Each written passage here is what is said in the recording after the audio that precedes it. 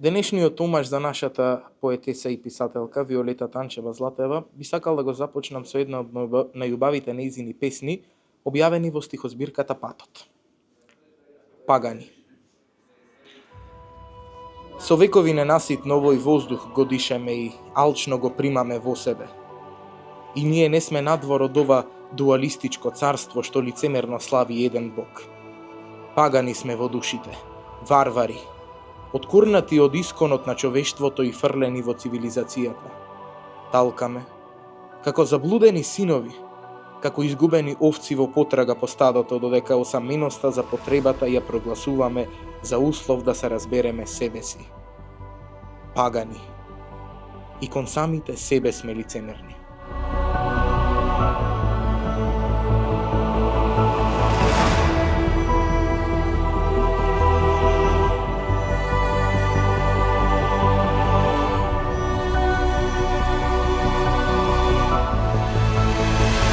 Добар ден, Виолета. Добар ден, Костадин. Пред се да ви посакам добре дојде во Гевгелија и да ви се заблагодарам за вашето присуство, затоа што како што рекол нашиот поет Блаже Конески, книгата е тивок учител и пријател кој никогаш не може да здодее. Така е. Дали може да преминеме на прашањата? Слободно. Иако сте прозаист, сепак доминира вашиот стиховен опус. За која песна мислите дека најмногу ве оцртува или според вас е најпозната ваша творба? Тоа е многу тешко прашање. Како што реков, многу пати друг пат сум рекла, почнав да пишувам поезија кога немав многу физичко време за проза. Инаку почнав да објавувам прозни книги. Нема една песна која би ме отсликувала, можеби, или која е карактеристична или ми го одредила понатамошниот пат. Можеби да зборуваме за книга. 2015 година стихозбирката Година без лето ја освои наградата Браќа Мелдиновци на Струшки вечери и таа книга ми се чини најмногу ме обележи и по неа можеби најмногу сум позната. А после 3 години пак стихозбирката Патот ја доби Ацо Шопов на Друштво на писатели на Македонија и тие две книги се всушност најпознати и по нив најмногу ме препознаваат, иако во последните години ми се чини, барем јас лично, најмногу си ја сакам песната Жена, мислам дека имаше и многу споделувања овој 8 март или минато годишниот 8 март по социјалните мрежи, така што мислам во последно време Жена.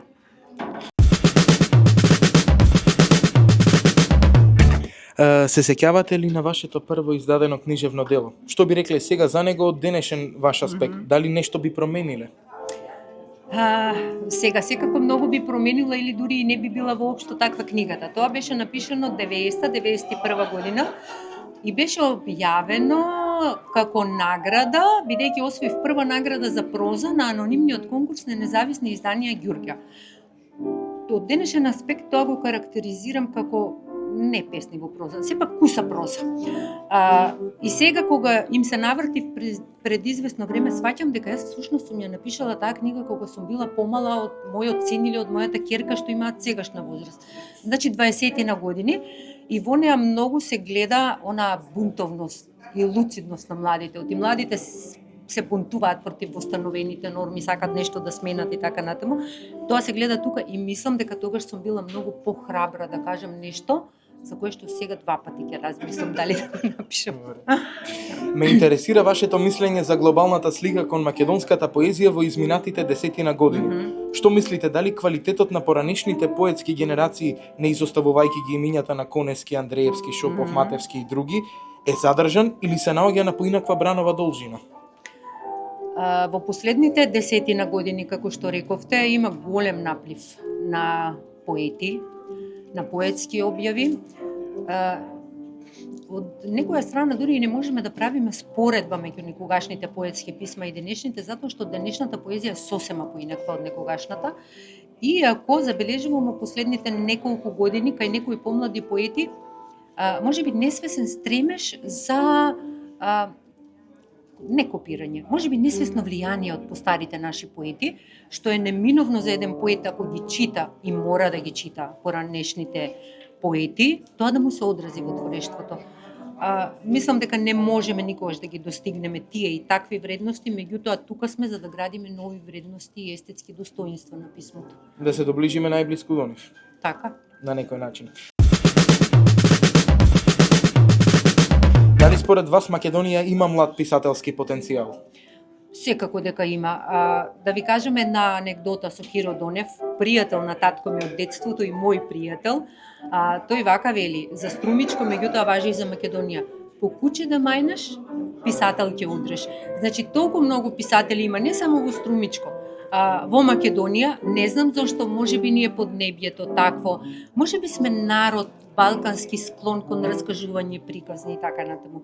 Македонската книжевност, и прозна, и поетска, па дури и есеистичка во последно време има голем потенцијал и јас верувам дека се повеќе ќе се објавува и ќе се објавуваат квалитетни дела. Затоа што денес секој може да објави книга, се објавуваат и многу просечни и подпросечни книги.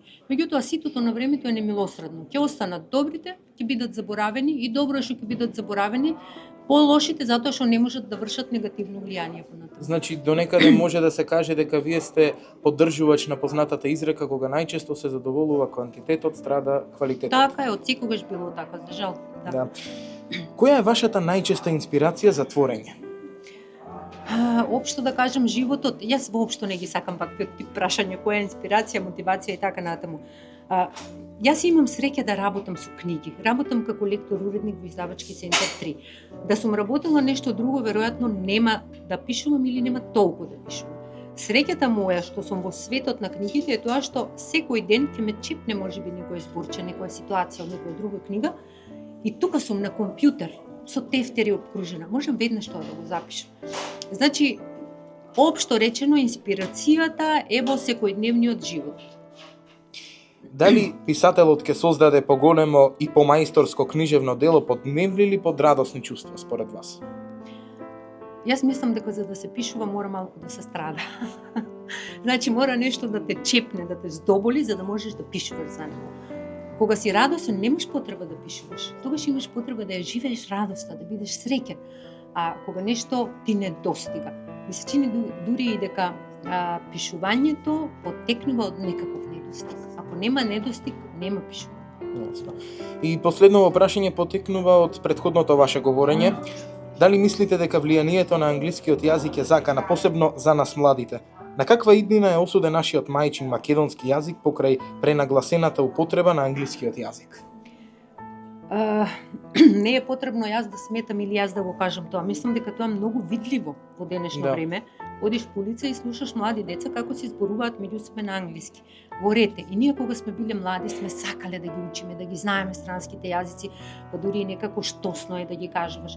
Меѓутоа ова веќе навистина станува закана и нема друг начин освен преку школскиот систем. Значи, училиштата мора да посветат внимание на зачувување на македонскиот јазик. Тоа не се прави со сегашните стереотипни програми што ги тераат учениците да да обработуваат одредени лектири или не наставниците и професорите едноставно се обврзани да следат некаква стерилна програма која не им е интересна на учениците. И токму оттаму потекнува можеби кај некои деца и отпор кон македонскиот јазик. Верзија да се учи, да се чита, па дури и граматика. Мора да се изнајдат нови начини за пренесување на фактите и незнаењата за нашиот сопствен јазик. Да, меѓутоа зголемената и пренагласена употреба на англискиот јазик се забележува во последните сепак да кажам 2 децении, да. Да кажеме во ваше време или пак во 20-тиот век.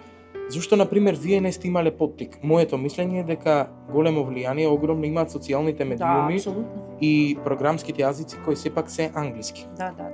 Значи, неминовно е во секоја деценија период од развојот на една држава, кога се случува бум, например, во медицината, нормално да се прифатат медицински термини.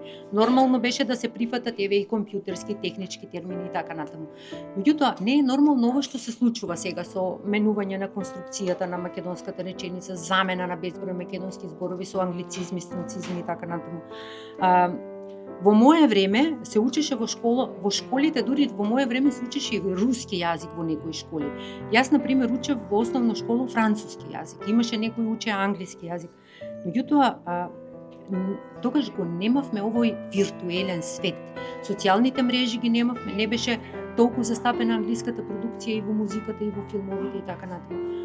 Ова што се случува на ниво на јазик, употреба на англискиот јазик, е само одраз на времето што го живееме. И тука реков, школството треба да се смени, меѓутоа кој е задолжен за менување на школството, програмите и така натаму?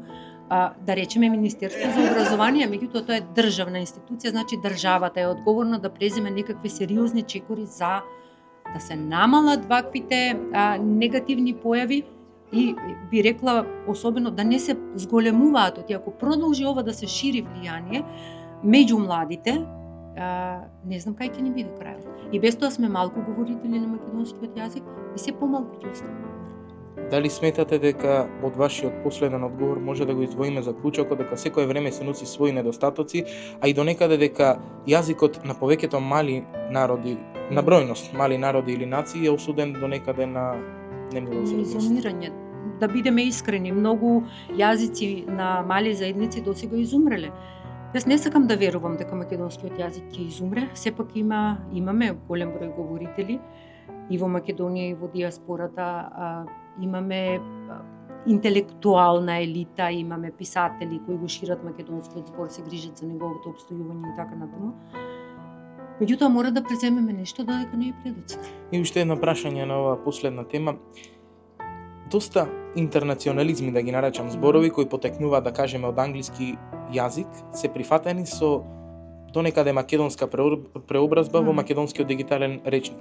Дали мислите дека литературната употреба на тие зборови донекаде треба да се исфрли со одредена цензура и да се заменат со нашите македонски зборови кои ние ги имаме, меѓутоа повеќето од нас не се ни свесни дека постојат? Дека ги имаме, така.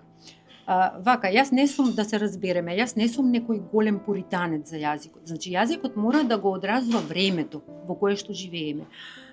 Како ќе постапиме ние со термини што сме ги немале досега, а треба да ги воведеме? Значи, тие термини ги воведуваме, не е проблем тука.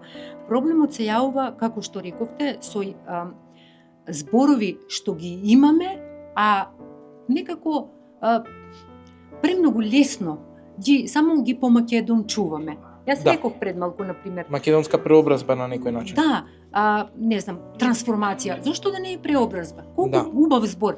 Трансформација, трансформативни, не знам, антагонизам, агресија. Значи, премногу има. Наједноставен пример е сега за жал почесто употребуваната придавка коректен наместо пристоен.